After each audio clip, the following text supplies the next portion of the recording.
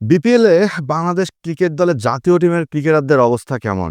কয়েকদিন পরেই বিশ্বকাপ যেতে হবে ভারতে, খেলা হবে ইডেনে এবং এই খেলা নিয়ে বাংলাদেশ দলের প্রিপারেশনের সেরা মঞ্চ এই বিপিএল। সেটা কার কাছে শুনছেন? বাংলাদেশ টিম ম্যানেজমেন্ট, বিসিবি, বাংলাদেশের কোচ সহ সবাই বলছে এবং কি ন্যাশনাল টিমের ক্যাপ্টেন লিটন কুমার দাসও বলছে যে হ্যাঁ, বাংলাদেশ ক্রিকেট দল মানে জাতীয় দলের ক্রিকেটারদের সেরা মঞ্চ এই বিপিএল। সেখানে যদি শুরু থেকে আসি, তানজিদ হাসান তামিমকে নিয়ে একদম যা ইচ্ছে তাই অবস্থা, নড়বড়ে অবস্থা। যে পারফরমেন্স করতেছে, এই তার পারফরমেন্স যদি তিনি ওয়ার্ল্ড কাপে গিয়ে করে, তাহলে আমার মনে হয় ওয়ার্ল্ড কাপের যে গ্রুপ পর্বের 4টা ম্যাচ আছে, একটা ম্যাচও আমরা ভালো ওপেনিং পার্টনারশিপ পাবো না।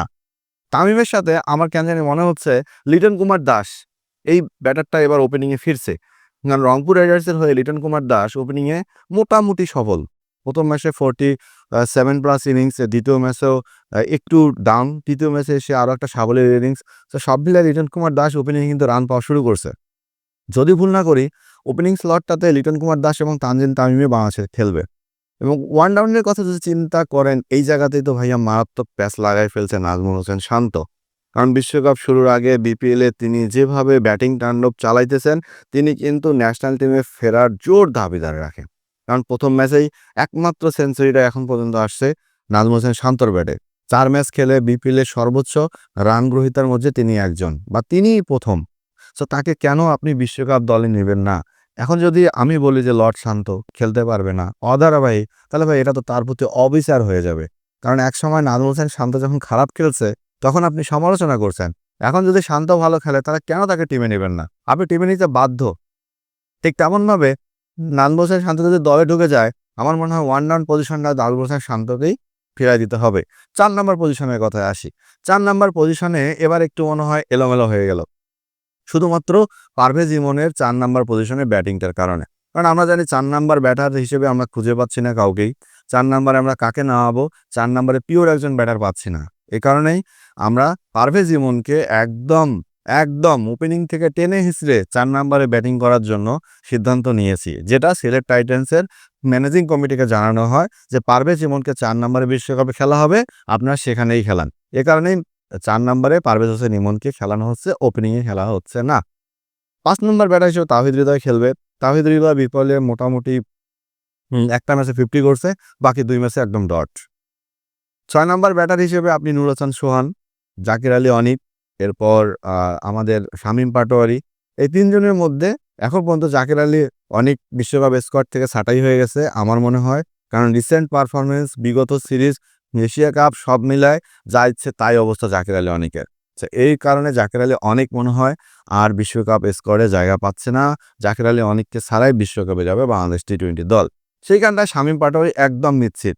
কারণ যেভাবে বিধ্বংসী রূপে ব্যাটিংটা চালাইছে, ৮১ রানের একটা ইনিংস, সেই ইনিংসটায় জাতীয় দলে যাওয়ার জন্য একদম সিল মেরে দিছে শামীম পাটোয়ারিকে।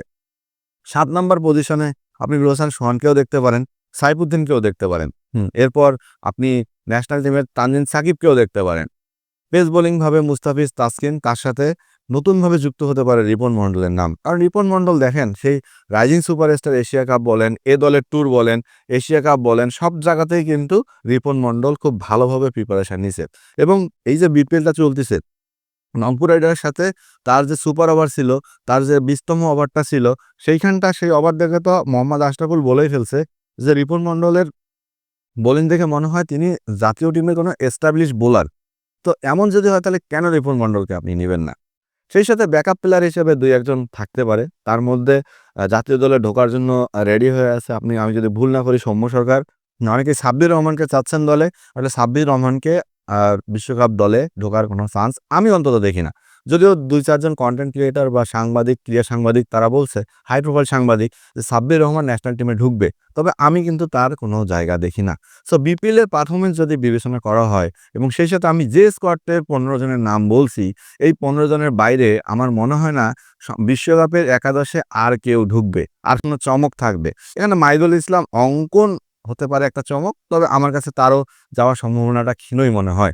সো এখানে যে প্লেয়ারগুলোর নাম কাটছাঁট হবে, তার মধ্যে ১ নম্বর হচ্ছে সাব্বির রহমান, ২ নম্বর হচ্ছে জাকির আলী অনিক, ৩ নম্বর হচ্ছে মাইদুল ইসলাম অঙ্কন। সো এই জায়গাগুলো থেকে এই প্লেয়ারগুলোকে বিশ্বকাপ দলের কোনো আমি জায়গা দেখতেছি না।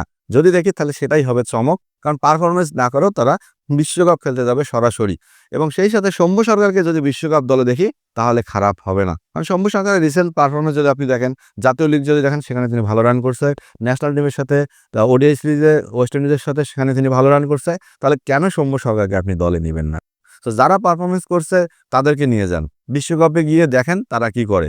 যদিও আমরা টি-20 টিম হিসেবে অতটা ভালো না, সাবলীল না, আমরা দৃঢ়ভাবে বলতে পারবো না যে আমাদের ক্রিকেটাররা টি-20 বিশ্বকাপ জিতবে। তারপরেও প্রত্যেকবার বিশ্বকাপে কিন্তু আমাদের কাছে সুযোগ আসে সেমিফাইনাল খেলার, কিন্তু আমরা সেই সুযোগটা নিজ হাতেই ঠেলে দেই। এখন কথা হচ্ছে এই যে টি-20 ওয়ার্ল্ড কাপ যেখানে India, England, south Africa, Oman, Zimbabwe পর্যন্ত, আফগানিস্তান পর্যন্ত দল ঘোষণা করছে, তাহলে বাংলাদেশের দল প্রকাশ্য করতে এত সময় নিচ্ছে কেন? নিশ্চয়ই কোনো ঘাপলা আছে। সো যারা পেজে দেখছেন তারা ফলো করবেন, যারা চ্যানেলে দেখছেন তারা সাবস্ক্রাইব করবেন।